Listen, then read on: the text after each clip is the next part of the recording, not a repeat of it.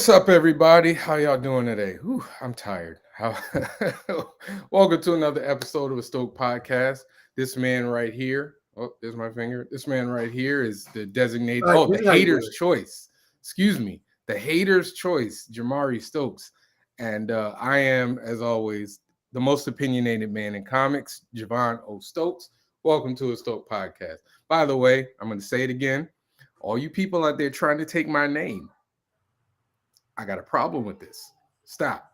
Nobody was calling themselves the most opinionated man in comics. Y'all hear it now. Now everybody want to jump in. Oh, I'm the most opinionated man. No, I'm the most No. That's this guy, and I will trademark it. And y'all, listen, stop it. But welcome. We might as well at this point. Sure. I am. You are certainly loving it right now. Kevin Chapman, creator of Afro Avenger, who's going to be on the show next week, he's decided he's laid down the gauntlet. He is going to come on the show next week and challenge me for this. He's challenging you. He's challenging me for my name. I don't know how you can do that. I don't know how you designate this, but I mean, whatever. Personally, it sounds like you guys are going to get in the squared circle. Listen, we can hook up a PlayStation. What are you going to do? Like Hell in a Cell? Listen, it's WrestleMania season. So yes, welcome everybody. Welcome everybody to another episode of Stoked Podcast. This is interesting. This is going to be an interesting show because we have a great guest. But on top of that, if I trail off, if it looks like I'm trailing off, it's because there's Boston and Milwaukee are playing in the NBA, and it's a big game, and so I might be thinking about it in my head. I've been thinking about it in my head because I'm one of those people that, like, if I was watching them when they were winning and then I stop watching and they're losing, I'm going to be mad and I'm going to internalize it, and it's going to be like my fault. So it's always your fault. But also, this Saturday, I will be at Retro Expo. You can go to the website right there, Retro Expo in Rhode Island this Saturday for one day. I think it's 10 to 6 or 10 to 5, one of the other. But come by, come get some stuff, come get some good stuff. If you haven't gotten Heat number 2 yet, come get it. If you want, you can go to visuallystoked.com as well. See the little ticker and pick up some good stuff. As you saw me on TikTok, I'm trying to figure this whole TikTok thing. I know, great timing, right around the time that they're trying to get rid of it. Right around the time that they're trying to get rid of it. Okay, we're not going to hold our guest longer. I feel bad because I was out shopping for my son's glove and I didn't come up with a flowery introduction, so I'm going to freestyle it. Our next guest, the first time I met him, he actually treated me like we'd known each other for like ever. And so I was always like, okay, I like this guy. He has a great sense of humor, an amazing comic book and children's book artist, and one who I've been like following his work ever since we've become friendly. He is I believe you're working at Lego and doing work for Lego as well. Amazing work for Lego, and he is. We just keep bouncing into each other at cons here and there. So let's give a Stoked Podcast round of applause for the one and only Jason May. Hello, everybody. What's going on? Which way do I go? I go this way. There you go. There I am. How's it going? What's going on? You are here. You are here, and we're glad you are here. You are here. Jamari. Yes, this is my cousin, Jamari. I know. I have to make sure I say that because everybody keeps saying, "Oh, it's your brother." I'm like, yeah. Nobody ever does that to my co-host. Yeah, well, you guys don't have the same last name. That's true. This is true. We're both Italian, though, so there's that. It's close enough. At some point, some people thought that he had found someone with his last name. And I know. That would be cool. You guys should have just stuck with that for a while. No, but you know what, though? There is a comic book artist. I believe his name is Arthur Stokes. Arthur Stokes. Is it Arthur Stokes? Is it Arthur Stokes? I might be saying the wrong name. But there is a Stokes. You know what? I got his comic book right in front of me. I've been trying to get him on the show. I'm like, we're gonna have an all Stoked podcast. We got to do it. Yeah, I'm fully stoked out. Fully Stoked. Wow. That would have been a good one. That would have been a He good name too. stays. That would have been a good one. Oh yeah. Well, welcome, man. Welcome. We are happy to have you. This should have happened a long time ago. I don't know why it took so long. But I'm glad you had me. I don't go on a lot of these things, so it's fun to be asked. But you're a big personality. That's kind of surprising. And you have your own podcast too. You know, I'm not a very big personality until somebody else talks to me. I'm not good at like talking to people. Like starting the conversation. I'm usually Really? just like, I'm usually just standing there like a statue. You know, I saw you Freaked at out. one of the bar cons. Was it in Baltimore? And you were like standing off to the side, kind of just like Oh yeah, I by just waited. yourself. Yeah, Mitch Halleck like popped up next to me at one point, and I'm like, Mitch, I know him. Hello, Mitch. And we talked for a few minutes. Because I bounced. I was bouncing around. I don't care. I know you are a bouncer. I am a bouncer. I hide in my basement and I draw pictures all the time. The only way I get tan is I work part-time as a lifeguard at the beach in the summer, and I get like super tan. But otherwise, where are you? I'm just like in the basement and like turning into like Gollum. But I'm in Rhode Island. Where You're is in Rhode Island. Where is Oh, this okay. retro expo thing? that you're going It is it Providence? actually. I actually have the thing right here. Tiverton. Tiverton. All right, so I think that's like 45 minutes from me. You Hey, should Joan stop St. by. Pierre's gonna be there. Yeah, Larry Stroman, Keith Williams. You should stop by. Cool. Keith Williams. Yes. Nice. You should stop by, man. You should stop by. I They think might Joe, even still have tables left. I think Joe did a cover for a thing that I worked on. What was it called? Time something. It was about time. I travelers. just saw Joe like 2 weeks ago at Oh, did you? He's all over the place. Collecticon.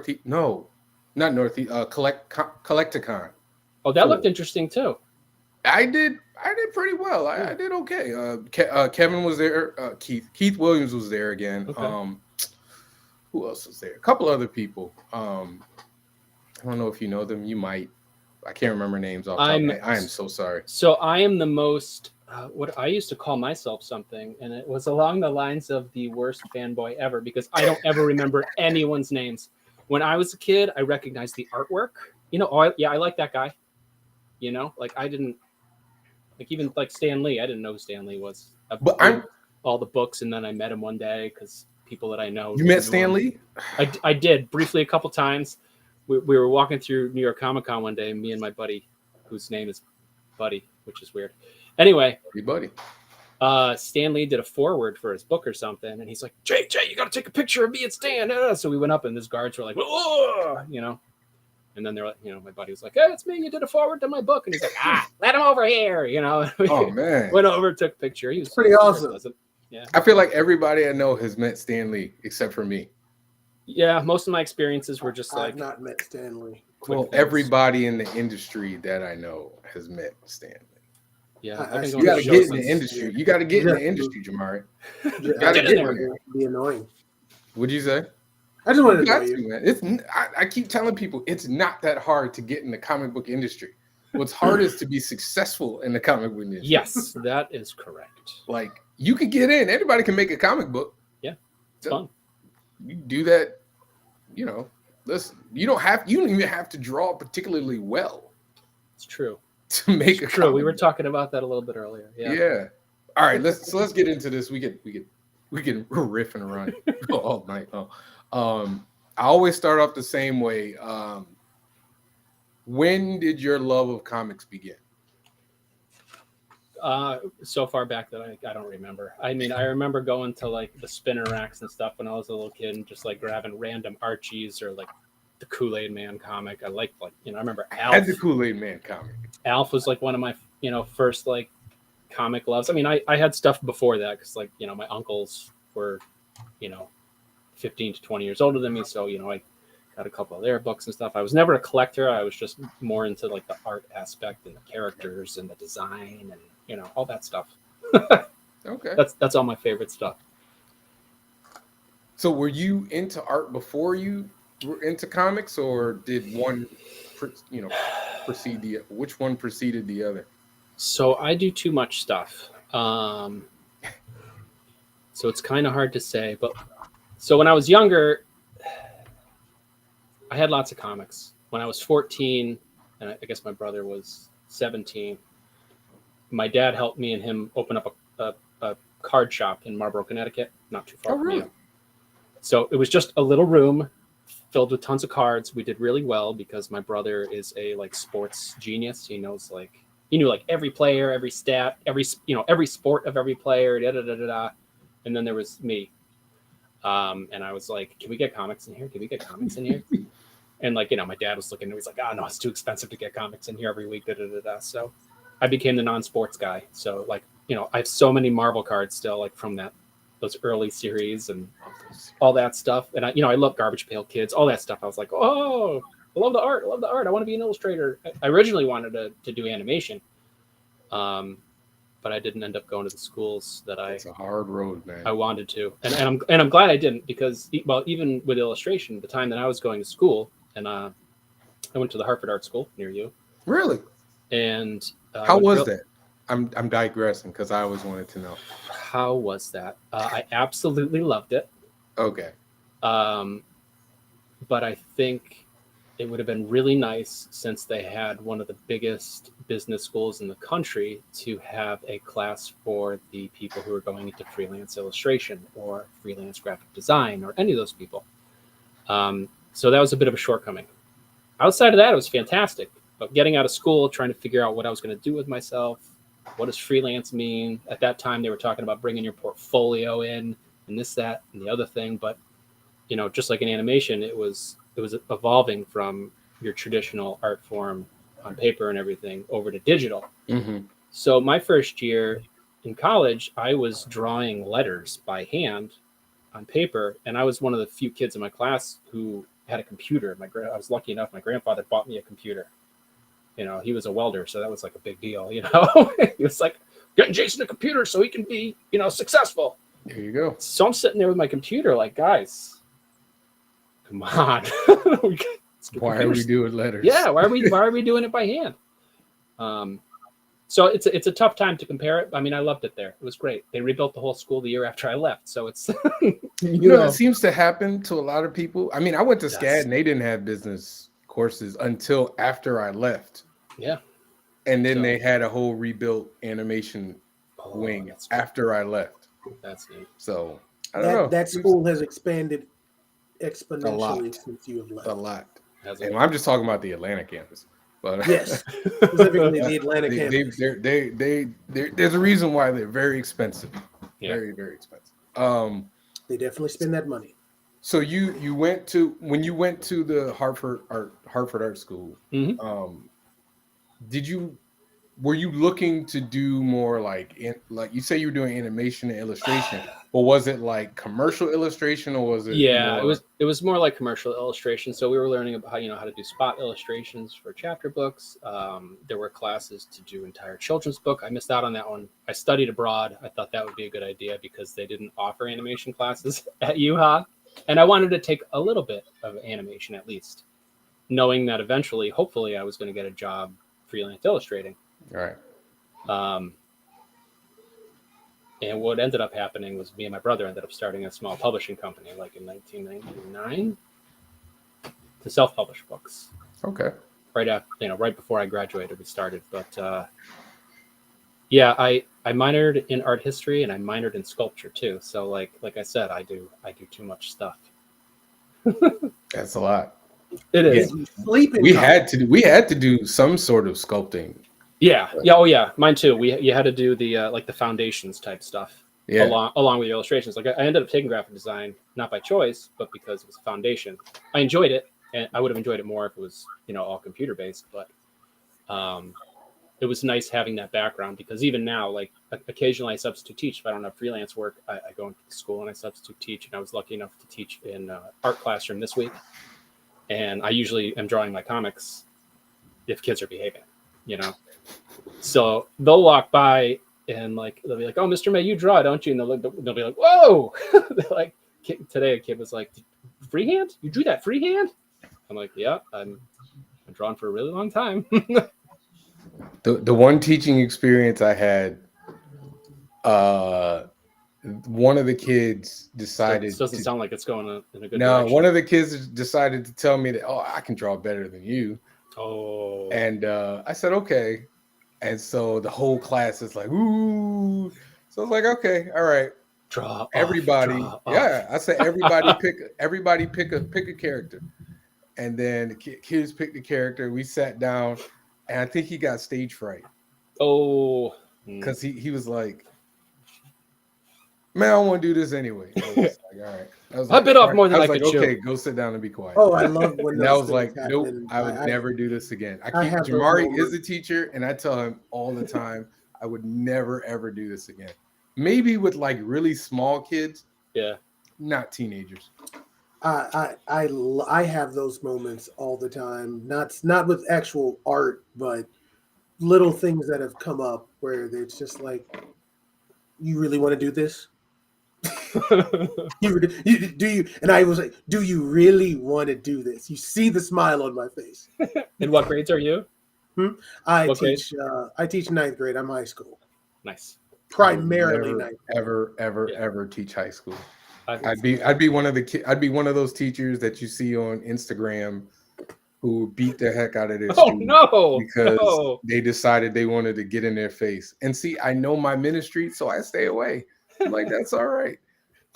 So you said you did a publishing company with your brother. What was the first book you did? What was the first project you had? Oh man. So we're talking like 23 years ago, so this will be tough.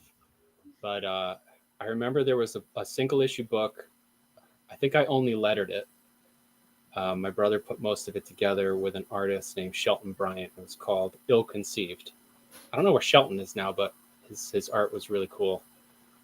And that did really well. That went through previews and all this stuff. We sold a ton of that. We did another one called something about David Price, The Psychosis of David Price. My brother was a horror writer. And I wanted to draw stuff like Dexter's Laboratory. That doesn't fit. So it was tough. So I helped him with the publication design and all that stuff because I know how to do that stuff. All the website stuff and all that back end stuff. And then eventually we did a graphic novel that I ended up watercoloring because I thought that was a good idea. Called, Catching Lucifer's Lunch. How did it come out though? It came out all right. I actually had surgery right before it on my drawing hand. I actually have like I have a Harry Potter like lightning bolt scar. You probably can't see. Oh my God. God. There it is. Yeah, I can see it. From it. So that was interesting. What happened? No, you can't just say you had surgery. Really? Say what the heck was happening. I had they called it a vascular tumor in the middle of my hand. Oh my So, gosh. so wow. they took it all out. It wasn't anything. It was like I don't know, like a twin or something growing. I don't know what it was. It was something. I mean, how long could you not draw? I had like a claw hand like this for quite a few weeks, and I think I had one kid at the time, and she was a toddler crawling around, and I was like changing diapers with like my claw hand and stuff because I was stay-at-home dad for like 13 years. But yeah, I was out a bit. My hand was still really stiff when I was doing it. I was like, I really want this. I want watercolor for whatever reason. I had it in my head. I'm like, I want to do the whole thing of watercolor. And that did all right. I think we still have a ton of copies of it somewhere though. But I think that was the last. Was that the last book we did? I think it was. We did a bunch of pitches and stuff. We came pretty close to landing a few things. I remember at one point we were talking to Miramax about one of our books, and then like I think the writer's strike happened or something like that. Oh, and, no. Everything tanked. I mean, there's a bazillion stories like that, but it's a lot of. Who did I talk to? Was it Tim Seeley? Who was telling me about what's his book? Name sounds familiar. What's the name of his book? Don't forget, I'm the worst fan. I know it's got the guy with the smiley face and the girl who's like who's always got a knife or a gun. Oh, no, I'm forgetting. Is it Tim Seeley who has that book? Am I saying the wrong name? It might be the wrong name. I would probably know if I saw the art before. I'd know if it's Body Bags. Body Bags. Yes, I know that name. It's not. Is it Tim Seeley who did Body Bags? That I don't know. But yeah, he was talking about how he was going through his, stuff, and he's like, yeah, it was in developmental hell for a while, but hey, paid for my house. And I was like, you know what? Yeah. It's not too bad. I've heard a few stories like that. Oh, it got option, but it never became a cartoon. But I got enough to buy my house. I was like, okay, I'll do that. Yeah, I I'd love tell to people, pay my house off. listen, if I could do something with my comic that paid this house off, I think my wife would be very happy to let me draw. Yeah. Like, hey, this is the house that Heat built or whatever. I don't know. The house that he built. So Hey. all right. So what was next? You did, you had the publication. All right, so we did that. I'm making you go through your life here. I know. You are. I started having kids. My brother started having kids. We parted ways. Not completely, just I would hope not. I mean, he is your just brother. drawing and writing together. And then I don't know. I guess at that point I was doing some of my own indie books. At one point I did a book called Robot Mechanic. That one was pretty fun. It was a bunch of short stories that I just had a bunch of friends write that were writers in the industry. I should do more of that, but I need to pace myself. That did pretty well. I should probably reprint it and bring it back around Halloween times. Hey, listen, you were just telling me about stuff that you want to have in your. I know. I have stuff that I should reprint, but I'm one of those people who's like, well, I drew that a long time ago, and I don't want anybody to see it. It doesn't fit my style anymore. It's a marker. It's a time mark. Hey, man, I'm with you. Someone can see it. It allows people to see your evolution. It's true. Hey, my first trade, I still look at it right now, and I'm like, well, I've tried to stop doing that because, like you said before, I drew a lot for Lego, and you're on time crunches. Not only are you on time crunches, but you're dealing with editors and art directors who they have their own vision that you need to meet. And you draw like the coolest page on earth, and you're like, this is gonna be awesome. And then you get back notes. Hey, you need to just get rid of this really, really nice panel that has all the action in it and just show the product, please. So that's tough. I would be so upset. It is. It's hard. I mean, there's I haven't even thought about this that much, but there's so many like digital and pencil sketches just all over the place in my studio that never saw the light of day. I should put them on my Patreon. I just don't have. I was gonna say, can you sell them, or is it property of Lego? No, I can sell my pages. Most of the work I did, I think. So after I did like Robot and a couple other small things, sold sketchbooks at shows. It's like a flatter for a lot of companies. And I remember one time I flatted a Frank Miller RoboCop book, and I don't even remember who drew it or why he hired me, but I did some of that. Used to be a website called Digital Webbing. I was on there all the time, and I would pick up gigs from there too. But I think at that point, it's probably when I went to Lego Club Magazine, because I was doing New York Comic Con. I had done it for like 2 or 3 years, but like the first 2 or 3 years. And I sold like robot stuff hand over fist, like robot paintings, robot drawings. I didn't have any robot sequential artwork or anything like that to go along with it. People always ask me about it. So I started a webcomic called, what was it called? Robotic Madness. And about 40 pages into that, one of my friends sent one of her friends to New York Comic Con and said, hey, go check out his stuff. You might want him to work for you. And he turned out to be one of the art directors at Lego in Enfield, Connecticut, for the Lego Club Magazine, Joe. And he came, looked at my robots. He was like, you could probably draw Lego stuff. And I was like, yeah, I probably could. Yeah, sure. And he had me do a tryout and stuff. And he's like, oh, cool. All right, let's do it. And, so we started, doing stuff. I did that for a while. I didn't have enough time to deal with, being a stay-at-home dad, work for Lego, and do a webcomic all at the same time. Something had to go. So something had to go. And then eventually I got really tired of drawing, like for corporations and stuff. And I was like, oh, I'll go find other jobs to just kind of fill it in. And I did that. And right when I was doing that, I think Scholastic contacted me and asked me I did Lego Save This Christmas, which was one of their little square books, little floppies. Mm-hmm. And that was cool. But yeah, then I moved on. Kind of got tired, got angry with the industry, didn't really want to I feel like everybody I got burnt out. Yeah, like everybody who we've talked to has like a period where they're just like, yeah, I'm so tired of this crap. Yeah, And it they was. just take a break and then they come back Yeah, it's at like the some grumpy point. teen. It's like the grumpy teen phase where you're like, and you just kind of jump into your bed and just lay there and you don't draw for a while. I was still drawing. I just wasn't drawing for the same people. But so I took a hiatus from that, got a couple part-time jobs, and just started drawing what I felt like drawing. One of those things being Robotic Madness, which is now going to be that 180-page graphic novel I told you about. Okay. And now it's called Bags and Bots. That's gonna kill, man. Thought that was a little catchier, but so I have to finish doing the revisions on that and print it. Hopefully, I'll have it. I don't know for what show. It probably won't be for Free Comic Book Day, but I'm hoping Terrificon I'll have a pile of them. That's definitely gonna kill, man. Graphic novels, especially for little kids.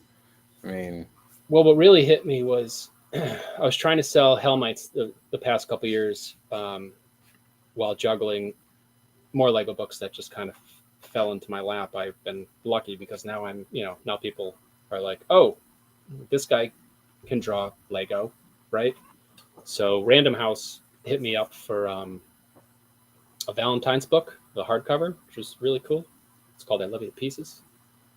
And then I got asked to do the Easter one, and I was super psyched to get another one. So as I was drawing the Easter one, I said to my kids, I'm like, man, could you imagine if they had a Halloween one and they had me do it? I was getting excited again. And sure enough, I got to do the Halloween one. I did not get to do another Christmas one, unfortunately. But next year. We'll see. This year. We'll see. So in Baltimore this year, I was showing Hellmites, which you just showed, to people, and a couple people came up to me and were like, "Oh, you've only got the one issue. If you had it collected, or if you had a couple issues, I'd pick them up, but just one issue, I don't want to pick it up." And that's a typical thing. People, they don't know if you're going to finish your story. It's hard to kind of breach that gap. So I was standing there thinking, well, I drew my entire, robotic thing, and I've got it laying around, and it's a whole story. So maybe I should, probably color that and get it out. So that's how I moved on to that from Lego and everything. So that's cool. We'll see. Jamari, go ahead, man. So when you took your hiatus, what was what kind of drove you to eventually come back? Or what was your mindset when you kind of come back? Because a lot of times when people take those breaks, whatever their motivation is seems to shift once they make that return. Having that extra time made me realize, so like most artists, I have a lot of self-doubt. I don't like my own work most of the time, but I know it's good enough to be published and it's quality work, which is a weird sort of quagmire to be in. I think any creative I think that conundrum exists in every creative. Or yeah, always want to be better. Vast majority. Yeah. And so, having time to deal with that, draw what I wanted to do without doing a page and then have somebody say, no. Can you just get rid of like da-da-da-da? I was able to kind of explore, my capabilities, hone what I think my style was after doing years of, doing horror stuff with my brother, which definitely was not my wheelhouse, doing stuff for Lego, which was in my wheelhouse, but like in Lego Club Magazine, you don't get credit, your name's not in there. Really? So it was tough when I was doing cons. That's one thing that kind of led me to like being like, I don't know what I'm gonna do. I do cons, and people would talk to me, and I'd be like, yeah, I do stuff for Lego Club Magazine. I didn't have a product to show them or anything like that. They didn't see my name in books, so it was weird. I mean, I get it. I've had burned out. I had a burned out very quick one. And I'm a baby in it. So, well, mine's happened. So mine's happened, and I think I've told this story on here, but mine's happened when my mom passed. Okay. Because my mother was an artist, yeah, and she was always my biggest cheerleader. I may have seen an episode where you talked about that. Yeah, and so I was just like, after it happened, I was like, yeah, I don't really want to draw right now. And I think it lasted. It was a few months. There's a few months where I was just like, That's I good. don't want to pick up a pencil. I don't want to pick up anything. And then once I figured out how to channel what I was feeling into a story, then I was able to get back into it, which is That's a how good I way to did do it. my graphic novel. And so my Nice. graphic novel allowed me to kind of like work through whatever issues I was going through. Sure. On top of, my wife was actually pregnant at the time. Oh Like, yeah, yeah, so it was like, okay, that's a so I lot. was kind of dealing with, impending fatherhood and, grief, and they kind of mashed together to make my graphic novel, which got me back into it. That's Because good. I think if I didn't find that, I probably would have stopped. Yeah, I was at a point where I was like, you know what, I really just want to find a full-time job and just go work all the time so that we, have enough money to do what we need to do, make sure, that I always have, gainful employment, because it's, as a freelancer, it's either feast or famine. 1 year I had 3 books, another year I just did a bunch of random smaller projects. It's like you just never know. Yeah, they don't prepare you that for in art school. No, they don't. It sounds great. It sounds great to be a freelancer, It but does. And if I was getting Yeah. consistent work, it would be pretty awesome. Especially the other thing that I wanted to do when I took my break was form a style so that when people ask me to do something, I would just show them my work and be like, does this fit what you're looking for? Because I don't want to be somebody else anymore. Because prior to that, I had to work within branding, guidelines. Lego, I would get a huge Bible. It was awesome. But at the same time, daunting, relearning everything all the time. People used to ask me to do projects and draw like Mike Mignola, and I would do them. And I was like, I don't draw like this. It looks good, decent, but this is not, somebody asked you to draw like Mike Mignola? in the vein of my Robot Mechanic is kind of similar. It definitely does not look like Mike, but that dark sort of graphic. The line work doesn't have a lot of varying weight, etc., etc. So it was less about what you wanted to draw and more about what having people wanted you to fit in their vision instead of you creating what worked for you best. Right. Oh yeah, like something like that. That'd be cool. Or that. Oh, that's my buddy Chris. He's got a comic called Playing Dead. I think that's a pinup from it. So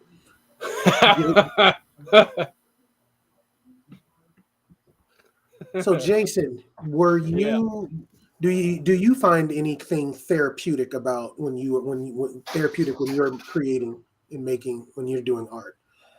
I think the most therapeutic part when I'm working on a book or something is separate from the paintings, which you guys just saw one of them.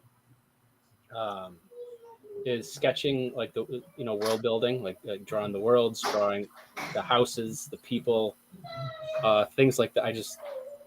I love doing that. That's like my favorite part of the experience. And then I'm like, oh, I can't wait to do this page. And then I get to the page and I'm doing the page and it's great.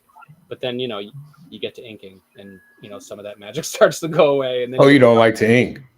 It's not that I don't like to ink. I must have ADD or something. Once I get past a certain point in my own work, I get bored with my pages.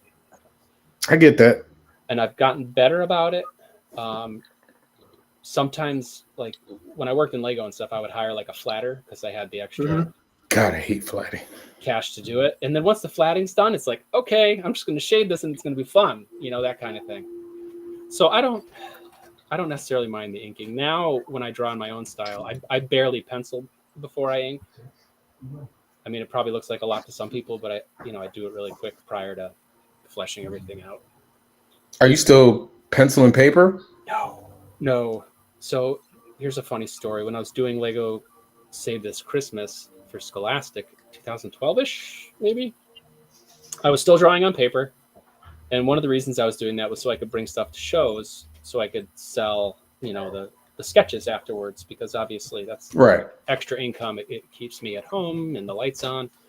But always a good thing. People didn't really buy any of it. So that was one reason that pushed me towards digital. 2, I had a Wacom tablet, the ones that you draw over here with, since college, and I never used it, which means, I graduated in 2000. That's 12. It's 12 years old at that point. My scanner broke and I didn't have any money. Gotta do it. So I'm like, hello, Mr. Wackham. It's time for you to step up. And that's when I learned. That's when I learned how to use it. Oh man! Now you have people who are making full comics on their phones, which is Yeah. That's crazy to me. I've been, me and Jamari have been talking. I had set a challenge to do Heat number 3 fully digital. Yeah. And I did like 1 page. And I'm like, it just doesn't look right. That's how I was before. I'm pushing him. I actually want to see. He is. the page. Jamari, I can show you the page. The page is right here. I want you to it just doesn't look right to me. Like, well, you got to ask yourself why not. You might not have the right supplies. I might not. You might not have the right digital supplies in here. So I'm using Photoshop. Takes a while. I'm using Photoshop. Yeah, that's primarily what I used up until last year. But it's like the pencil looks like pixelated. Okay. And so I don't know if I'm using the right, like. You could be using the wrong size canvas too. Well, what size canvas should I be using? Because I do it like 11 by 17, like an actual comic book. 11 by 17. What resolution? Oh, that might do it. What should it be? It depends on what your computer can handle. My computer is pretty decent. I've always been overkill. We do 300. It should be at least 300 at that size. I want to say back in the day for the line art, I interned at DC Comics right after school, during school. My cousin was an editor. I forgot to mention that for Batman. If you don't mind asking. Darren Vincenzo. Oh, I know who that is. Or I don't know him. Or Vincenzo. I don't know him, but I know my mom's. I think my mom's side says Vincenzo and his side says Vincenzo. Either's good for me. But yeah, he's a cool guy. Love his family. It's my cousin. I hope so. Isn't it your family? Yeah. What was I getting? I forgot what I was getting to. Oh, I want to say the line art back then was like 600. 600? Something like that when they scanned it in. But, I'll try it. 25 years later, it's a whole different monster. But I work to size now, and I think my interior pages are 452 size. I probably could do less, but when you start to get super tiny, when you zoom in and you start to draw and you can't see anything, especially when you're old like me, you just can't see it. All right. I mean, I'll give it a try, man. It's just I can't do. I'm so used. It'll get easier. Maybe like, you should start I need sketching on it first instead of doing a book. Well, I'm trying. So I do my prints digitally. Yep. And I've been using those as practice. Okay. Like I've done Kang, I've done, Spider-Man, I've done all these others. So I do the prints digitally as practice. Okay. But good idea. It's a different beast when you're doing like panels. Yeah. And then the other thing is I'm a bit of a perfectionist, but paper forces me to do it, damn it. Like if I pick a pose, and I start working on it, like even if I might not like it, I kind of have to keep going because it's already inked in. True. Otherwise I'm like whiting it out and everything, and then it. Oh yeah. Oh no, I know. But when you're right. But when you're doing it digitally, you get like halfway in and be like, I don't like it, wipe it away, and then you start all over again. Well, the beauty of digital though is you can draw it like 50 times in like a minute until you get it's time though. Well, it actually ends up being less time for me usually. Really? Yeah, because I can I can just hide the layer and then work it up again on top of it, or I can get a pose that I kind of like. So you said you had a pose that you liked, but maybe you didn't quite like it. I can just lasso tool the arm, the leg, whatever, and like kind of move things around real quick. And all of a sudden it took less time than it did on paper. there's no erasing or tearing the paper, which was always fun. And then I can move on. And then keep trying. if you're unlucky enough to have an editor, or lucky enough, depending on how you look at it, because I love my editors, when you have to do a change, good Lord, sometimes it's some serious changes, and sometimes I can just say, oh, he just wanted that a little bit bigger. Okay, here it is. How's that look? It's boom. Whereas in the past, I'd have to erase the whole thing, or I'd have to draw it on a separate piece of paper and then bring it over, put it on the light table. But I'm struggling with like textures, like getting textures, because with a pencil, it's time to YouTube some brush tutorials. I always made my own brushes because the stock ones are stock ones. It's like getting a guitar and not. I have students that they do amazing things with creating brushes in Procreate. Oh, I bet. And when I showed them I had it on an iPad, and their eyes lit up and they just start going a million miles, and I'm like, oh, I clearly see where this can possibly go. Yeah, talk about time saving. And then another thing I did, like with Helmites, is I was able to do a couple different backgrounds here and there and save a little bit of time, and sort of, like I said before, I always wanted to be an animator. So when I've been working on Helmites or Bags and Bots, the foreground characters and stuff are kind of sellish in comparison to my backgrounds, because I do a lot of atmospheric perspective and stuff. And sometimes I can reuse some of my backgrounds, which if I do them at a high enough resolution, I can do parts of them, move them around as needed. Or even if I make it too big just for the one panel, I can move it around and, fiddle with composition and have a lot of fun really quickly, like really quick. So I think my struggle for me is I want to get my next book out quickly. Yep. And I have to do a lot of learning with this. Yes, you might want to learn another way. Right. If you have a schedule for your book. Right. So so what I was saying to Jamari is I might do just Heat 3 traditionally. Mm-hmm. And then I have a horror book that I've been scripting out that I want to draw. And so I figure I can get started on Heat and be like halfway through that. And then, like you said, I can watch tutorials while I'm drawing. Yeah. And I can be like, oh, okay. And then I'll do that. And that one I can get out quicker because it'll be digital. And even as you're on your drawing on paper, you could just think to yourself, maybe I could do X, Y, or Z digitally. You can be like, I already do that though. Okay. So like certain things, like if there's something with like a straight edge, like a sword or something, and I don't feel like sitting down with my French curve. Right. Like stuff like that, I would just I'll just leave the pencil markings there. Sure. And then when I drop it in, I'll plop it in there, or like a background. Like if I don't feel like drawing this freaking city background, just like what's the word I'm looking for? Not smudge it, blur it. Blur it a little bit, or I'll change some of the gradient or whatever. I'll mess around with it until it looks different. Yeah. So I do that. So I'm like halfway there. Maybe not halfway. Like I'm maybe 25% of the way there. Sure. I'm just trying to get. You'll figure out a workflow at some point. It took me a really long time to figure out a workflow. I don't think I really figured out my workflow until recently. Jamari asked me what program I went to after Photoshop. Yes. And I'm for my own books, I'm using Clip Studio, which used to be Manga Studio. Right. And I've heard good things about that. Yeah, unfortunately it just went to subscription base. Yeah, I just saw that. I've had it for so long that I get the original version for free forever, which is good. It is good. But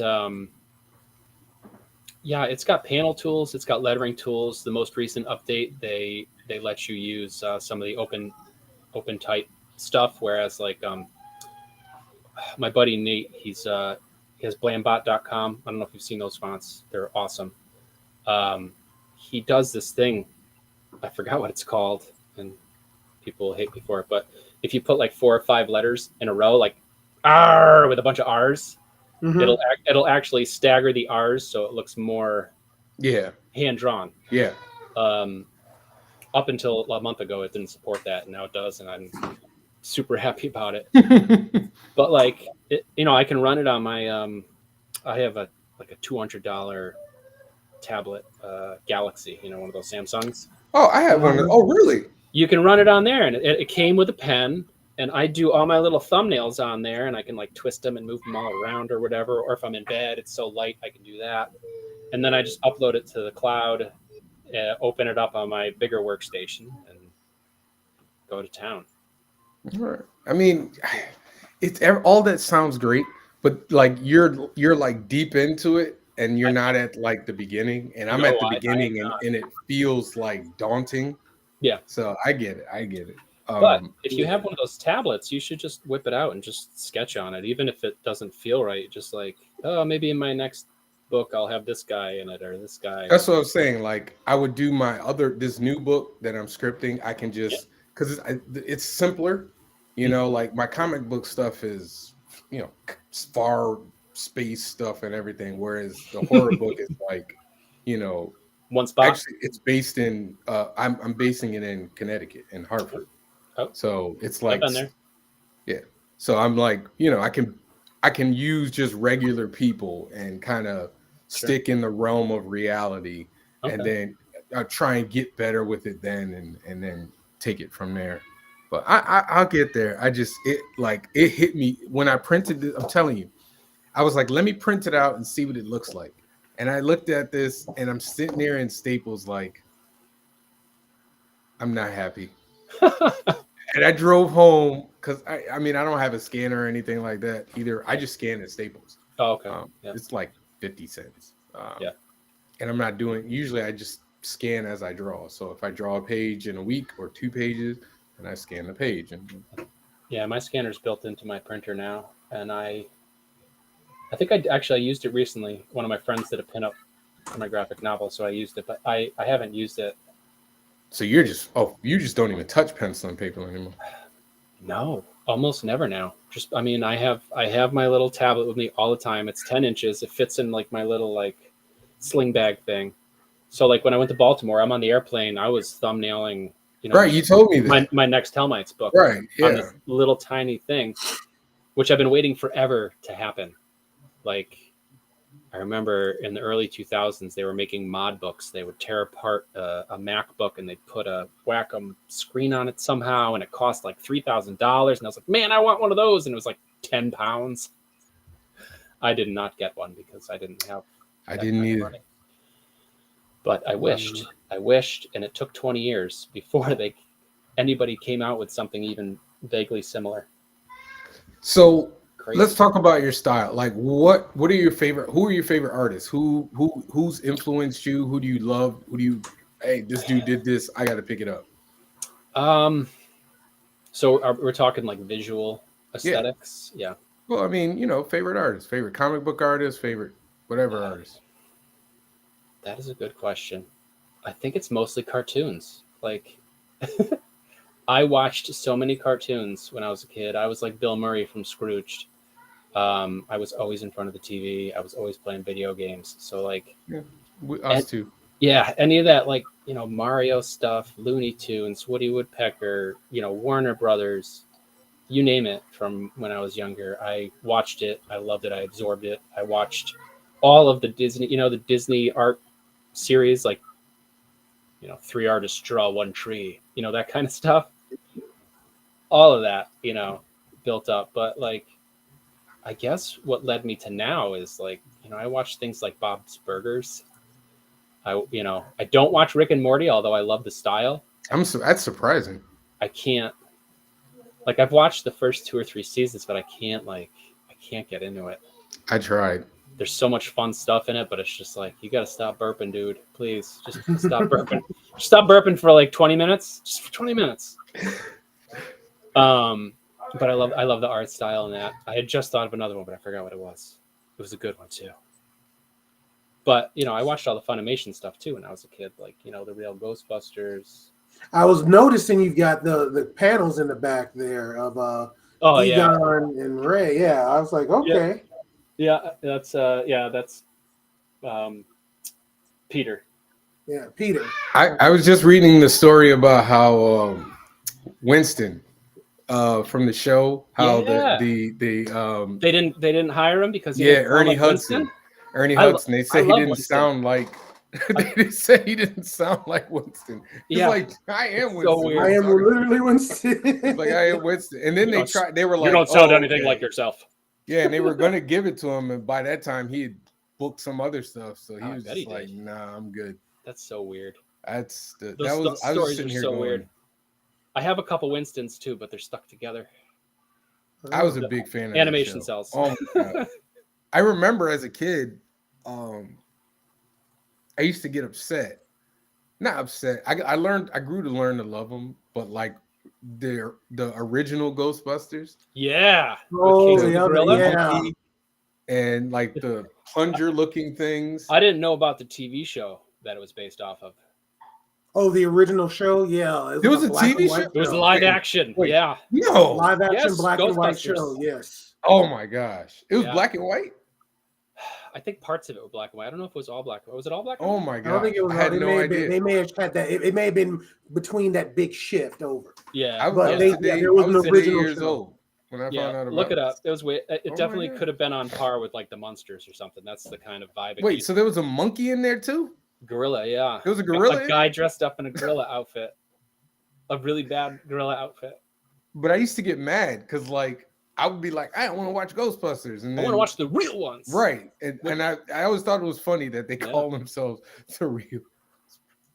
Yeah, And you they see had why to call that it the real happened. Ghostbusters because it was owned by somebody else already. Right, Ghostbusters, the right, TV right. show. Yeah. Oh yeah. So we were all watching the same cartoons around the same time. Yeah. So okay, cool. Yeah, and then modern, just like I like Brian O'Malley. The Yes. Scott Pilgrim. Yep. A lot of indie stuff. Like They're I doing used- a They're anime. doing for an that. anime Oh, I know. Yeah. My buddy Jamar with the just posted original that. with the movie cast. I know. I'm excited. That's Yeah. that's my I family's just favorite movie. rewatched. I just rewatched that like a few weeks ago. We watch it every Thanksgiving Eve. Why? That's an interesting choice. It's Scott Pilgrim. Won't. Okay. We do though not every mad at year I'm not I give mad that at one to you. I got you. since I it got came you. out. Me and my kids and my wife. Well, most of my Okay. kids up until they got older. I was gonna say your kids are watching that. Well, my kids are old now. My youngest is going to be 12, and my oldest is just started college. So How many kids you got? 4. Four.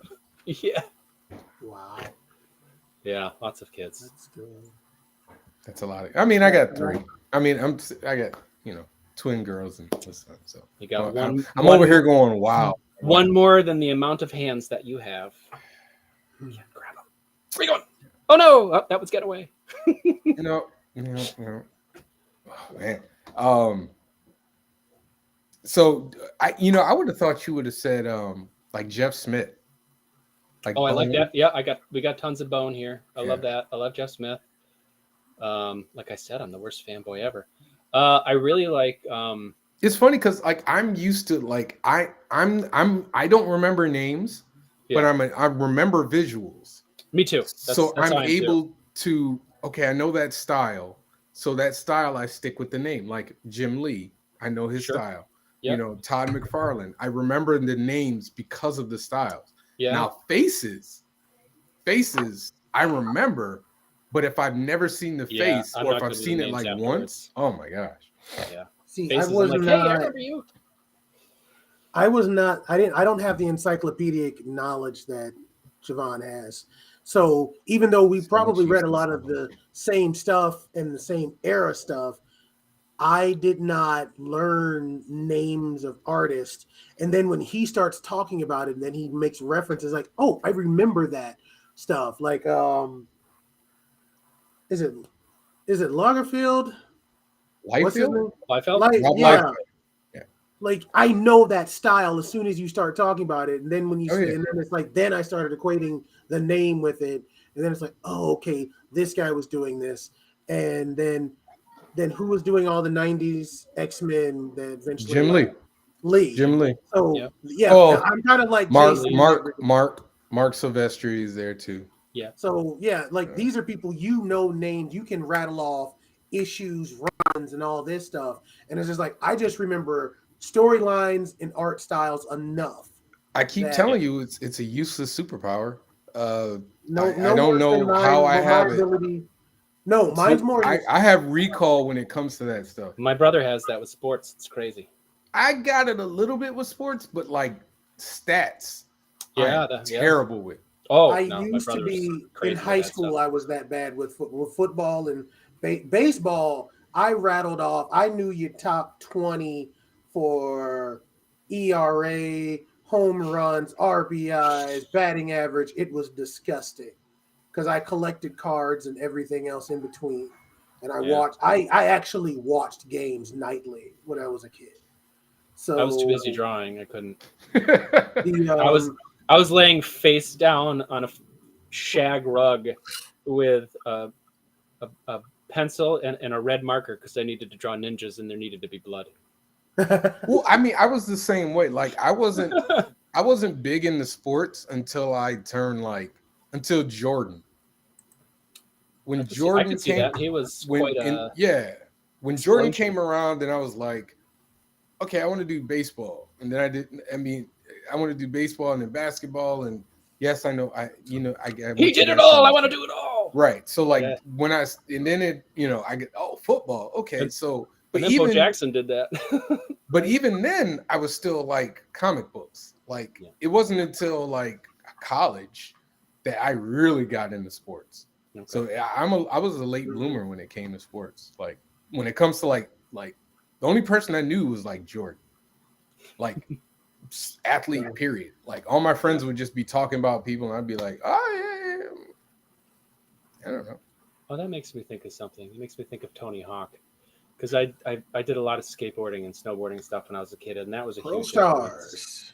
Stars. Pro Stars. All the art in there was I love I Pro lo- Stars. I love I that love ridiculous Pro cartoon. Stars. I knew it was ridiculous, but I still loved it. I And watched then- Pro Stars. Oh, man. I also So, watched the that's what- WWF cartoon and Oh yes, yes. Yes. No, I knew WWE wrestling. I was big into All-Stars. wresling. oh, me too. I was I huge into love wrestling. that. It's like there was wrestling is just a live group action with Hogan, comic book. the group Yeah. with Piper, and that I love Sergeant Oh, yeah. Slaughter and all The that. bad guys versus the good guys. Yeah. I mean, Jason, it's a like live you, action I comic watched a lot book. of I cartoons. mean, it drew it literally. They have superheroes. You just have to love them. I saw you put up something on your page, and it just like the wave of nostalgia that washed over me was so nice and warm. It felt like a nice blanket. It was. Do you What's that remember on you? Mask? Oh yeah. What was your favorite? So that that's one thing with Hellmites. It's influenced by like Mask, Masters of the Universe, Dungeons and Dragons, all that kind of stuff. Because I did some D&D with my kids and a couple of my buddies. They were dungeon masters and stuff for us, and it was awesome. Yeah, that had a huge thing. Another person that probably people don't think about that I really liked was growing up was Shel Silverstein. I don't know if you know who he is. Who that is? Yes. He did poetry, the light in the Giving attic. Oh, okay. Giving Tree, yeah. But his poem, his like short poem books specifically, like Falling Up and Where the Sidewalk Ends, Light in the Attic, that kind of stuff. I had Where Love. the Sidewalk Ends. Yeah, and the artwork is just so simple, but it's so awesome. It's Wait, is that the super dude? fun. All of his stuff's black and white. It's just Yes. a black line, Yes. all white pages. It's I have really one of his sharp. thick books. I don't remember which one it was, but Yeah, he ended up with a ton of them. yeah. Oh yeah, I was a big fan of that. I think I have all of them. I was reading Shel Silverstein right next to my Peanuts books, Nice. and I grew up. You talking about being on the floor. That was me with Peanuts books, Yeah, trying that to was me with learn how to Garfield. draw Charlie Brown and Snoopy. Yeah, I was drawing Garfield at that point. I was like, yeah, Garfield. I remember doing the same things with the Garfield books. I would go to the Gotta library. love Garfield I and would Friends, man. Calvin I and was Hobbes. Yeah, that was the stuff. I remember the Marvel when Marvel had was it the run of books like Garfield and what's the name of it? Did they do Garfield's? No, not Garfield. It was a cat. Heathcliff. Oh, Oh, I love Heathcliff. Yes, I used to Heathcliff. watch that show. It's got the best theme song. Heathcliff, Yes, Heathcliff, Heathcliff. no one should Yeah. terrify. Mm-mm. That's the power. That's the one I can't get rid of. Little shows, the themes are stuck in here. They don't go away. Yeah. Mm-hmm. But see that for me, and I've told this story before, and I'll tell it again. That Raggle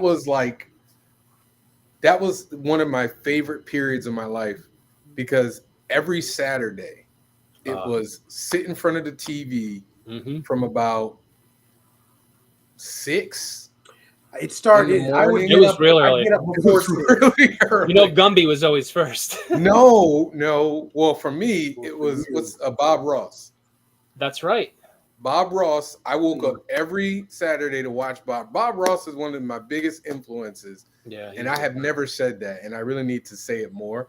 But Mhm. I watched him so much doing art in the He was morning. a positive dude. Yeah. Absolutely, and it was like from that, and then it would go into, like you said, like Gumby, and then it was like Gumby, and then it was something else, and then it would hit like all the stuff on NBC.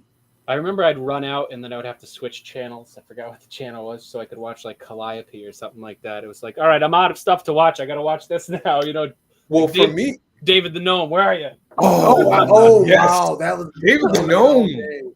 Oh my gosh! But Which, for me, by it the was way, no. I used to go up until it was like I love Saved by the Bell. Oh yeah. So Saved by the Bell, and then it was California Dreams, California Dreams, and then it was City Guys, Oh, and then it was that one. NBA Hang stuff. Time. Oh, NBA Hang Time. Inside Is it Stuff. stuff or Hang Time? Inside Stuff. Inside Stuff. I know. Yes. I remember that name. What is Inside Stuff? Was it a show? Or Yeah, it was a show. It It came on was right like, it was like after. Like, little ESPN for kids. Yes. But Really? but It strictly was right basketball. after the cartoons. I remember it was Saved by the Bell, California Dreams, City Guys, and then it was Inside Stuff. And then literally, as soon as Inside Stuff went off, I went outside. I really remember the name Inside Stuff. Or my brother probably watched Ahmad it. Rashad. Ahmad Rashad was. Oh the yeah. yeah. I remember that. But that was my routine for years until honestly the advent of Cartoon Network. Maybe not even Cartoon Network, because I became 7A Adventist. Once I became 7A Adventist, I kind of had to stop because I had to go to church on Saturday. But then I started watching shows on Sunday. Yeah, Sunday wasn't as good. There wasn't as much. No, that's when it was like Wish Kid. We were like Was an it Wish Kid? afterthought. Oh, I remember Wish Kid. Not Mighty Max. I remember that. Widget the World Watcher. I think Widget Pirates the of World Dark Watcher, Water I was on remember that Sunday. one. Yeah, Pirates of Dark Water was on Sunday. that was a good one. Pirates I of like Dark that Water one. was Saturday for me. That was fun. They moved it to. Remember, there was a certain point when I think it was NBC and Fox both stopped playing like cartoons on Saturday. I remember that. Like they just gave up. And then it was Sunday for a little bit. Yeah. And then I think Cartoon Network came and kind of wiped everybody out. Yeah, it just was cartoons all the time. All the time. You can't compete. For me and my brother, it was Nickelodeon with stuff like Ren and Stimpy our was Sundays a huge were thing for me. For Sundays for us, it was like Salute Your Shorts, Rocco's Modern Life, Wild and Crazy Kids, and stuff like that. Sunday for us was Nickelodeon. Oh, what was the? But that was like Saturday nights, wasn't it? What was the one on the ranch? Dude. Oh, Hey Dude. Hey Dude. I remember Hey Dude. But all that stuff was like that was like. There was a Saturday night, but that's a different thing. That you're talking about. Are You Afraid of the Dark? All Clarissa that Explains It All. Roundhouse. And all that. Because I remember I just kind of reached that age where it was like, oh, look at that, girls. I'm just gonna but you started watching TGIF. I never stopped watching TGIF. Well, that's not really true either, because I reached a point, once again, I became 7A Adventist, so I think it's still on, isn't it? No. They don't still have a TGIF? Not, I don't think it stopped that long ago. It was like on the CW or something. I know of Sonic X, but I never watched it. I think that was when did TGIF stop?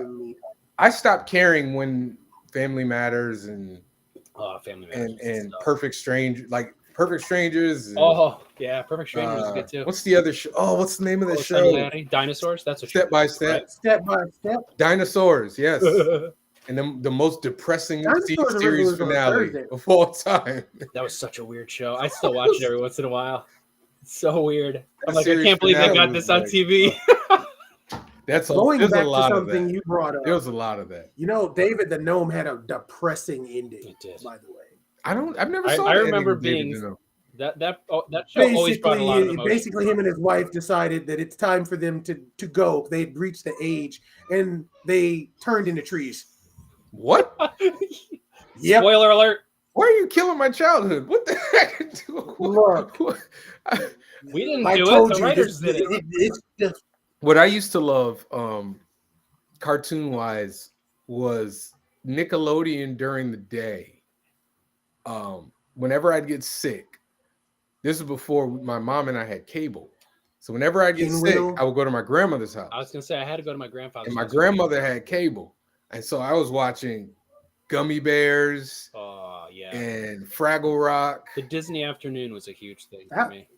What's the other? Banana Man. Oh, Banana Man, I remember Danger Mouse. Banana Man, Danger Mouse. Danger Mouse. That was a huge impact on me. Danger Mouse. Absolutely. Danger Mouse messed me up as a kid. Like that It gave was a me weird my show. off-key sense of humor. It was It's a a very weird weird. I got show. the whole box set. I just remember trying to talk to people about it. Oh, And they're like, wow. I don't know what you're talking about. I have the real Ghostbusters box set too.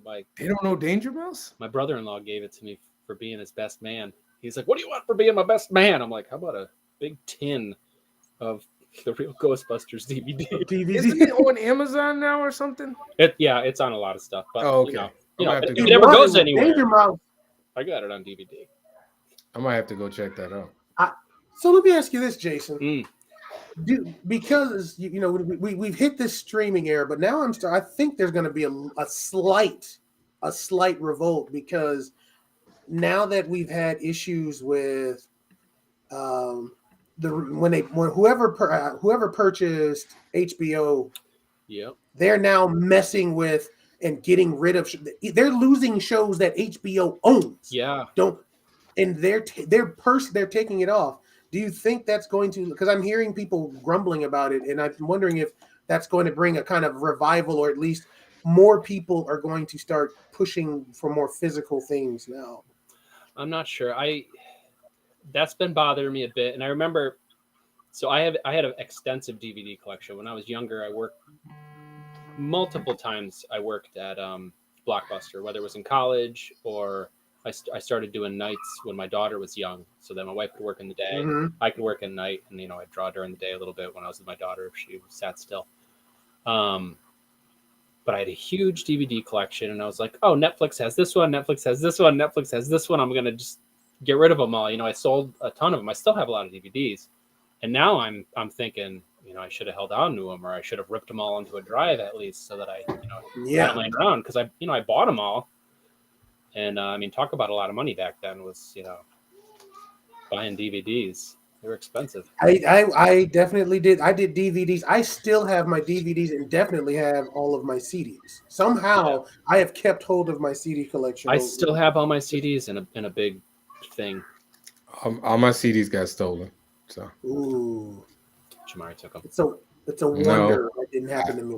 There's a story about it. I'm not going to tell it out. Don't tell it here. You can tell me later. It's going to out somebody, but somebody's responsible for my CDs being stolen. It was me. But I do have I'm with you. I have a ton of DVDs. I have like the first 6 seasons of Supernatural. Nice. I was buying every Marvel movie I wow. was too. up until I think I got into the Spider-Man quarantine. I think I have Endgame, and then I have Far From Home, and that was where it ended. I'm trying to think of what the most recent DVD would have been. Probably when I left Blockbuster, in 2004 Wow, Blockbuster. or something. Mhm. Yeah, I actually have all their cabinets in my basement because we went out of business Wow. and they were going to throw it all away. And I was like, what about these cabinets? They were like, well, you want them? I'm like, Yeah, I got my Yes. minivan. Just put all the cabinets in. I've got an employees only Blockbuster sign on my my basement in 'em? stairs when you walk That's in. fun. What's in the That's cabinet? fun. Yeah, it's pretty What's funny. in the cabinets? The cabinets, all kinds of crazy stuff. I just, I paint, I collect things. I occasionally build a guitar. Just random I stuff. saw that. I saw Okay. that. I used to I shaped surfboards for a while to make extra money while I was drawing. So Again, I don't believe you sleep. So people, this is the life of a freelancer. You got to be a jack of all trades. yeah, gig worker. But I honestly, there's a part of me that would love to be like I have a 9 to 5 job, and there's part of me that would love to just do freelance. Yeah. But I think if I wasn't married with kids, Yeah, 100%. I would do it. Yeah, I'm If lucky it was enough. just me, Yeah, I would do it. Easy. luckily, my wife's a teacher, so she gets our insurance and everything through there. So I'm lucky. That's part of the reason why Yeah, I wouldn't want that one. Yeah. Only but I do know that there's I can already feel the shift because there's things I'm trying to do, things that Javon is encouraging me to do that Encouraging is a going to very be polite way of talking about what I'm trying to do. Trying not to curse him. Tough love. So this is a thing. But listening to you, I'm just like, this man can't sleep if he's doing these things, and you have so many different things that you have your hands in, and it's inspiring in a way. It's very much inspiring on at least on my side of it. Well, I'm good. I'm happy to hear that. I think that's part of the stress I was talking about earlier to you before the show. Well, it's funny. I was talking. I don't know who I was talking to. I can't remember who I was talking to, but it was another artist, and we were talking about it, and I was like, I wish sometimes. No, I don't wish, but sometimes it would be nice if I didn't have the urge to create. Absolutely. Like, if I could just work a 9 to 5 job that has growth on a yearly basis, and you just go to work and you come home. It's very hard to find now, but yeah, which is very hard to find. But like, if I could do that, which I could do, but like I would hate myself after a while, and I've done it, and I have hated myself. Luckily, I like my job now because I get to work in sports. Doing it unburdened with the desire to do more. Yeah. But if I wish I didn't want to make comic books. Like if I could just be a fan again sometimes, I would love it. Yeah. But it's I had like to reinvent myself as a fan the past few years. You had to what? Reinvent myself as a fan, as spoiled as we are now, like. Explain this. That's an interesting. I'm trying to. What do you mean reinvent yourself?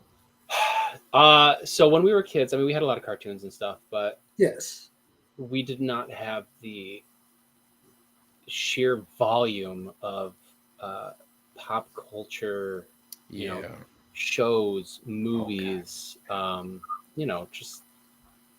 We're spoiled. I remember the years of dreaming of them making another.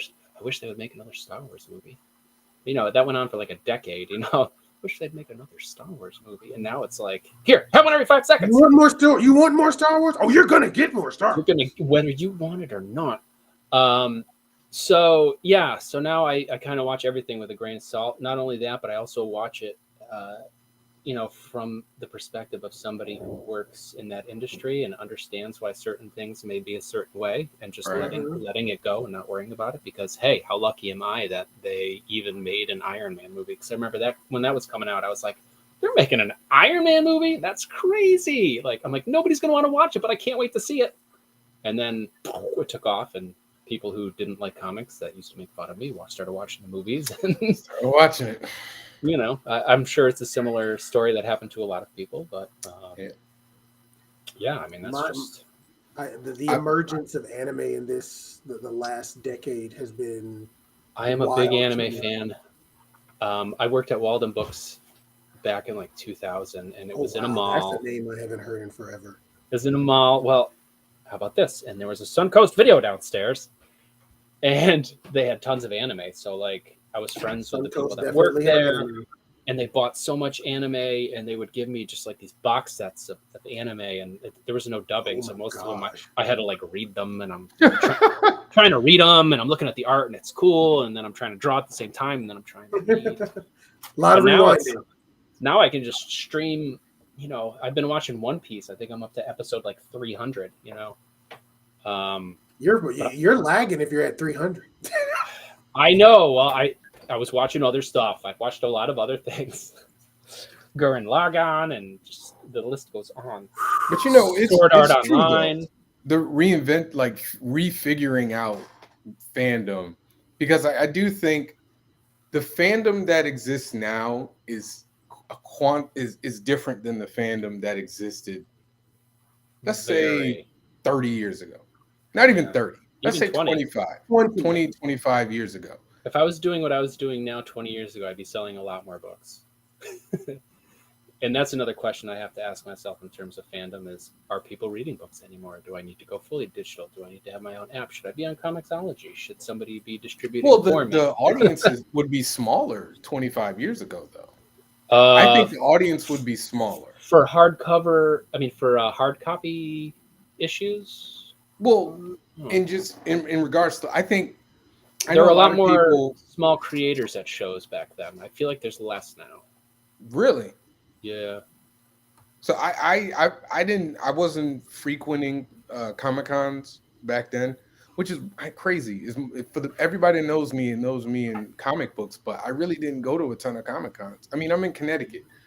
We didn't really have a ton of Comic-Cons. That's true. We had we had really smaller events. Like I remember I drove to like Wizard World in New Jersey or Philly or Boston or whatever. Yep, there was Boston, Philly, and Chicago. Right. I think I didn't drive to Philly. I drove to Boston to go to the Comic-Con, and I was like, wow, this is amazing. Like, oh my gosh. But I still don't feel like there's less of a stigma when it comes to comic books now than it was back then. There is, but I mean, you don't see people reading them on the street, even with all of the stuff going on with the MCU and everything. You'd think that people would pick something up. I think that the reading portion. We were having this discussion a few episodes ago with another guest. Was I think those who are doing the reading are actually reading more manga than comics, or at least Western comics. I just had this argument. And because this era is, or this generation is branded that MCU and comic stuff is more movie related or visual. I can agree on that. And I think that's why that's the case, because you now have a generation that they've completely grown up that Spider-Man is Tom Holland, not Peter Parker in a comic book. Yeah. I think I commented, actually, I think it was one of your posts. It's probably. I was doing a talk at one of the schools recently, and I was talking to him about sequential artwork and drawing and how to lay out the panels, and then the reading order. And all, the kids were like, some of the kids were just like, holy cow, I didn't know that's how you read a comic. And I think some of them went and picked stuff up. But then I saw, a couple other kids like snickering, and I could hear the word manga in the background. And they thought I was gonna, just not cover that at all. And then I was like, and then in other countries, and I popped it up, and it was all backwards. And they were all like, oh! There was a lot more manga kids in that auditorium than there were comic book kids. Because at the beginning, I was like, who reads graphic novels or comics? And a couple kids were like, eh. At the end, I was like, who reads manga? And It's funny. We just had this conversation on Top 5 Tuesday. And one of the big things that people who are pro manga and anti-Western comics say is, it's so hard to get into, Western comics. And I'm always like, honestly, it has never been easier. I told people that instead of trying to look at it like I need to read the first issue of Spider-Man to the current issue of Spider-Man, which from what I understand, One Piece is like 1,000, it's probably up to 12,000. If you can read 1,000 copies of freaking One Piece, and you can read 1,000 books of Spider-Man, but I digress. I think instead of doing that, people should suggest runs. Yeah, Like, traits. like, okay, and I said this on the show. Like, if I like the Incredible Hulk, Yeah. If you like the Incredible Hulk, if Jason, you came to me, I said I really want to get into reading the Incredible Hulk, but I don't know where to start. I would give you a trade of Peter David's Incredible Hulk from the beginning and be like, start here, read the entire thing. But if you said I like the Incredible Hulk and I know you like horror movies, I'd be like, look, here's Al Ewing's The Immortal Hulk, or you know what I mean? Like I would Well, give people I think it runs. helps if you have a buddy to give you runs. That's one thing. Because I remember, I Yeah, don't but know even if you how long ago it was. I remember, like, I'm thinking of Civil War, but the movie didn't exist, and I don't even know if Iron Man existed at that point. But I remember talking to one of my buddies. I think I got like a free year subscription to Marvel Unlimited, and at that point, there wasn't like, hey, reading list, let's check it out. I want to read about Kang. Let me get all the Kang books, which is what I did recently. Before Quantum Mania. That's pretty cool. If anybody out there wants to get started on comics, that's an easy way. But That might be that might be a good way of getting. Yeah, because I was counting on my buddies. I was like, hey, what should I read? He's like, you should read number this of this series, number that of that series. Make sure you read the number of this one of this series because there's a crossover. And I'm like, oh my God. I'm like, can we just, I think this is where the manga comes in. Oh, it's in order. Let me just read through the whole thing. That's what I'm saying. Your guys did it wrong. Your guys gave you the complicated way. I'm saying if you tell people to do it by a run, yeah, like what a creator's run, but that's then easy. It's less. It's this issue, this and this and this, but more like give me. It's hard to get your hands on it unless you go digital. No. If you go to a comic book shop, if you go to a comic book, number one, you just said it right there. It gets really expensive, and you have to leave your house to go to a comic book store.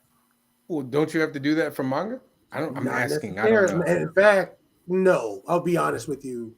No, I'd go on Amazon. I'd have it tomorrow, and I'd read the whole book. You can do that. Or you can do that. You can do no. So I'm going to tell you another reason you why. Can do that. Let me tell you another reason why manga did have the run that it's had. For I'm going to say up until about. I'm going to say up to about 2012, 2015.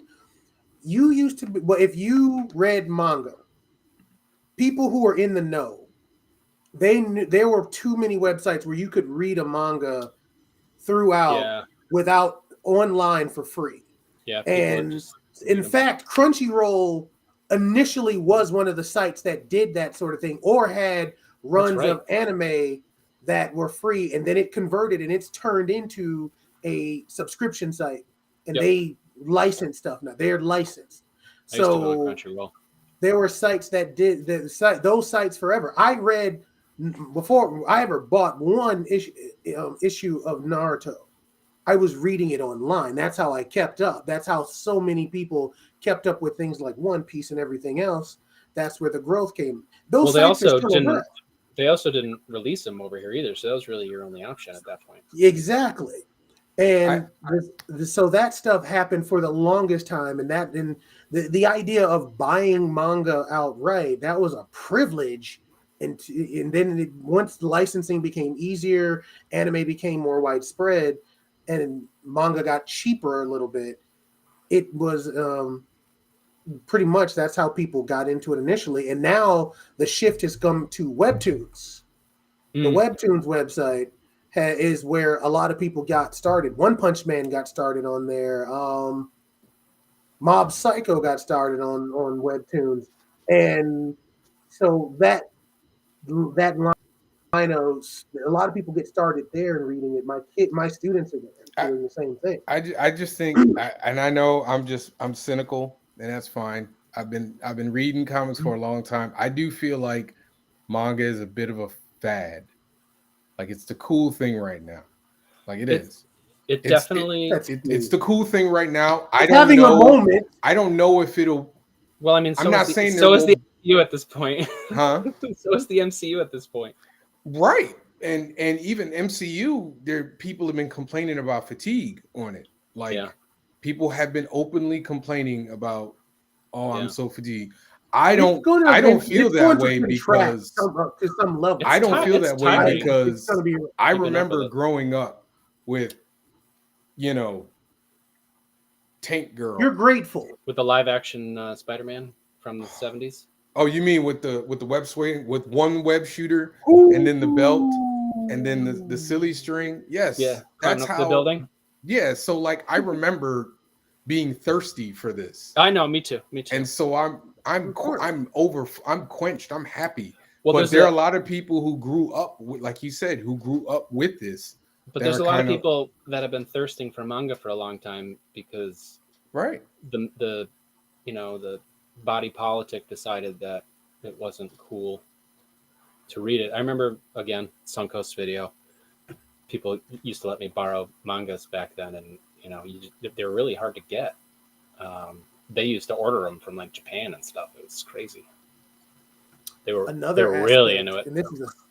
But I mean, we'll see if they have the staying power on it. You know, I'm not saying that people will one day be like, oh, manga. But I do think there will come a point where something else will take over. The hot new thing will become the hot. Who knows what it is. Sometimes history repeats itself, and sometimes it circles its way back around. Yeah. Or it could be something else. I mean, for a long time, zombie comic books were like the thing, and it was literally God. Yeah, we had a lot of jokes about that when I was younger. Right. Me and my brother tried to ride that train, and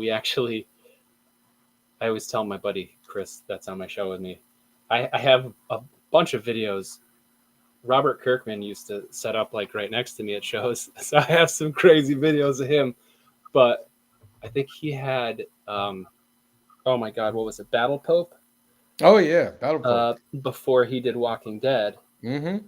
And I just remember all the zombie stuff going on. He hadn't started doing Walking Dead yet. And me and my brother, the horror guy, we were like, oh, let's do zombie stuff. And we never got around to it. And then, boom, Walking Dead. And I was like, oh my God, we should have done zombie stuff. But I would have wanted to do cartoon Shel Silverstein zombies. So, hey, Tim Burton was already taking care of that. Yeah, there you go. Let me ask you both a question, since you both have. Well, we got it. It's 9:27, so I want to get to the top 5. I know you want to, but I don't want to hold him forever because he's clearly working right now.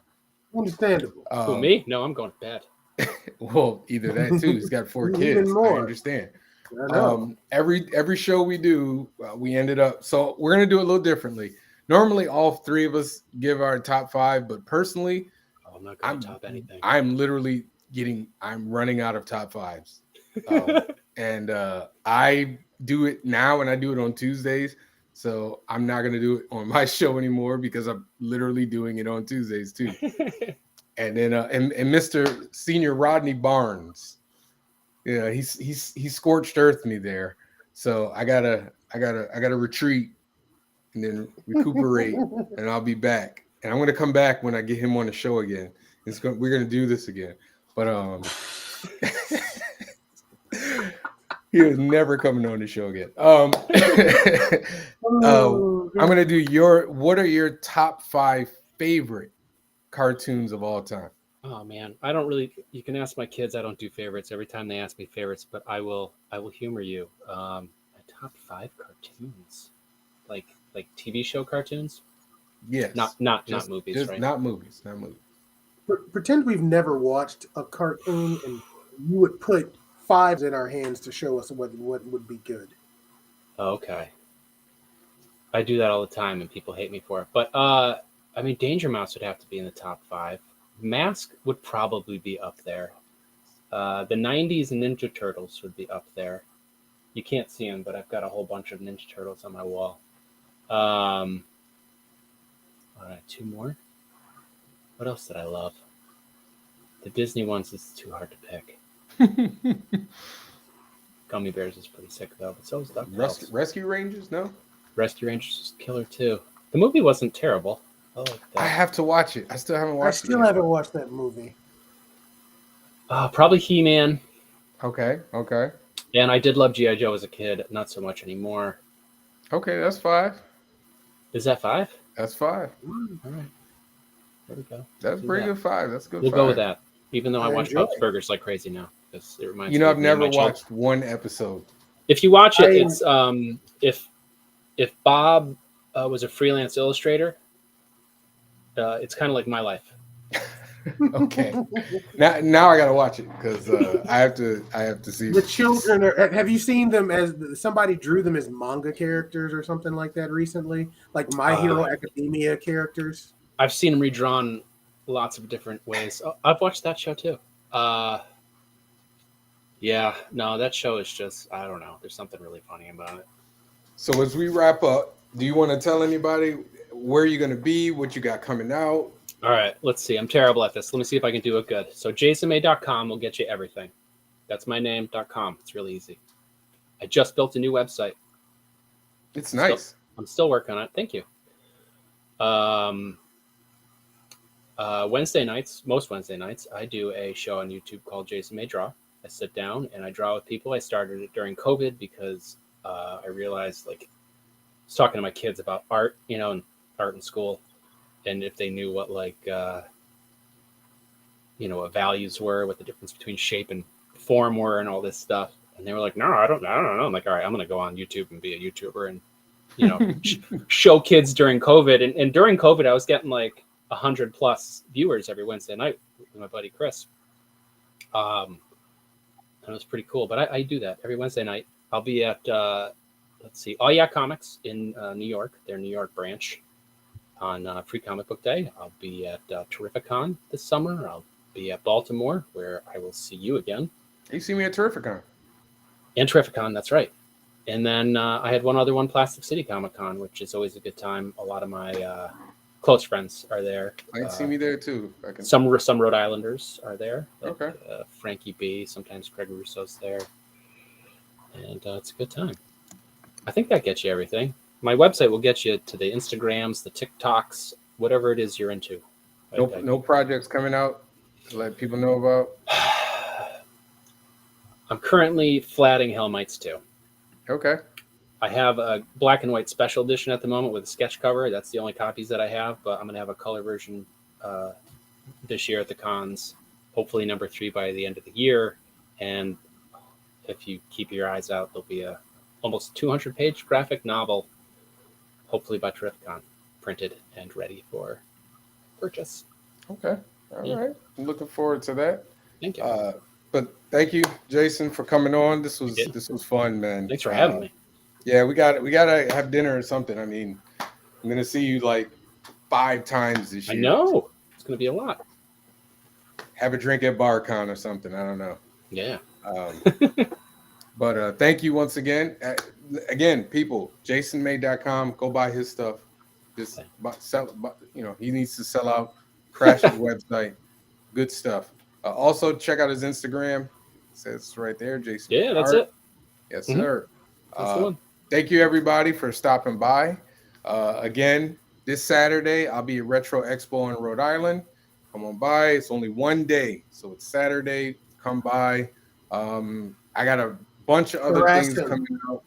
April, I'm going to be at a bunch of different places. So I'll let you guys know next. Jamari, tell people about what you're doing. I'm going to talk. While you're talking, I will pull up the image.